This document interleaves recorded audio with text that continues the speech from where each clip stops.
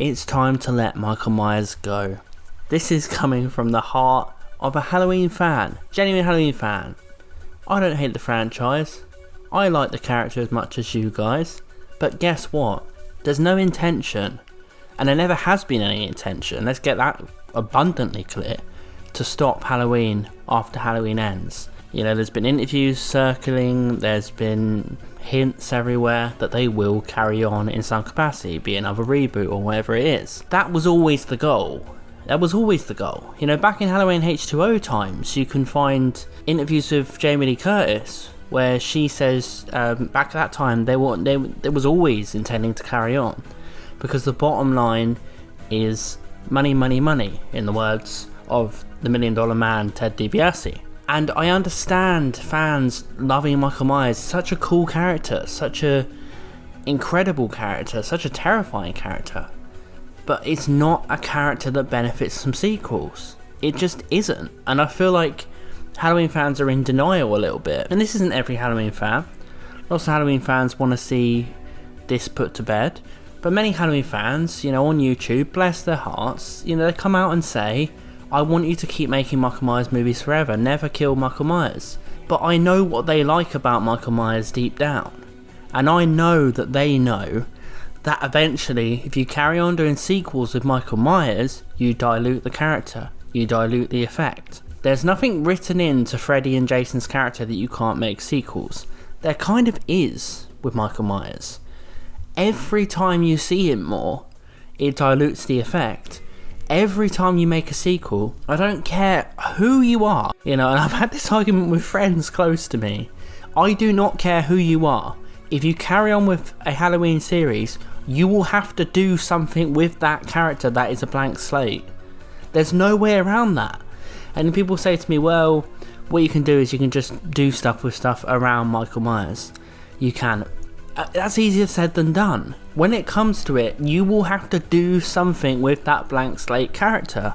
And the second you do something with that blank slate character, it's not Michael Myers. When we know that Michael Myers' fundamentals are he has no character, he has nothing to explore, he has nowhere to go, the more you see him, the more it lessens the mystery. Even if you carry on with the Halloween series and the films are good, it still dilutes the mystery. It just does. You know, I love Halloween 4. I love Halloween H2O. They do dilute the mystery of Michael. They just do. They just do. You know, lots of people might not think that. I think that. I feel like, you know, I'm one of those Halloween fans who's actually hanging on to what the character actually is. A lot of Halloween fans, bless their hearts, and it's not an attack on them, they like to think they hang on to what Michael Myers is, but actually they don't. They just want to see this cool killer killing people, and then he becomes like every other killer. You can do Halloween sequels, but you can't do what they've done, which is continual for the rest of time. Bring it back. I think you can do max 3 sequels to Halloween. I think that's the max, because as we saw in the original series, as you keep going, you have to try and do something with this character or what's around it. So you're either giving us storylines around Michael or storylines with Michael. Either way, you're working with such a limited box of tools. What can you do? Like that first Halloween movie was such a contained one night thing. It was like an episode in a way of a terrifying horror show. It was contained. It was one thing. It didn't leave any open room. You know, the fantastic thing about the Halloween ending is that, yes, it's ambiguous, but it's not supposed to be ambiguous in the way that we just leave it open for sequels. It's actually supposed to be Michael Myers is always out there. That's it. The fantastic thing about Halloween is that he arrives, causes chaos, and then that's it, over. That was the appeal for me. Now maybe some people get more of an appeal, you know, I know lots of people are fans of Halloween 6 where Michael becomes more brutal and creepy and this and that. Yeah, but it's still not Michael Myers. That's development on a character. I guess that's somewhat cool, but it's not Michael Myers because you've added to a blank slate character. You can't develop on a blank slate. Jason and Freddy, you've got things to develop on. There's nothing to develop on with Michael Myers unless you change the character completely. And if you're happy to do that, then fine. But don't sit there and tell me this is the Michael Myers character from the first film, which is what these guys who are involved with Halloween Kills and Ends are all doing. And it annoys me because this Michael Myers we are seeing in Halloween Kills has nothing to do with the Michael Myers from 1978. Absolutely nothing. He's Jason. He's indestructible, even though you've criticised the sequels for making him indestructible. He's superhuman. He's more powerful than Jason.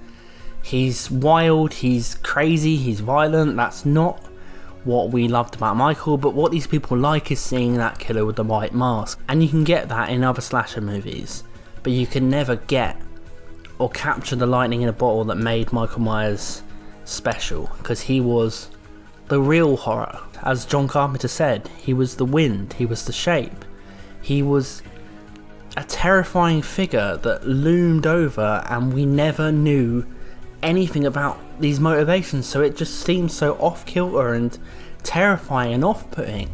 Now you're just making him a killer in a white mask. I'm going to go into Halloween Kills giving it the best shot I can. I am. Even though I've said I'm not looking forward to Halloween Kills, I'm going to give it a shot. I really, really am.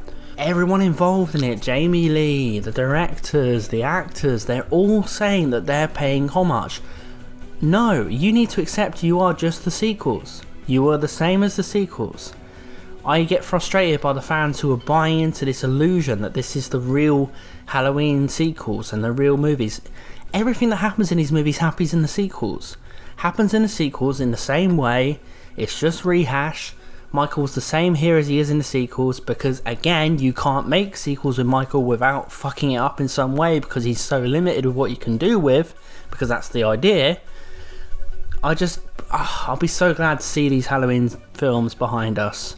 I'll give them a go, you know, as what they are, which I know what they are. You know, they're not honest Halloween films, they're money grabs, they're cash grabs.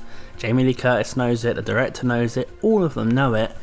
And they have no intention to stop after Halloween Ends. They want to reboot again.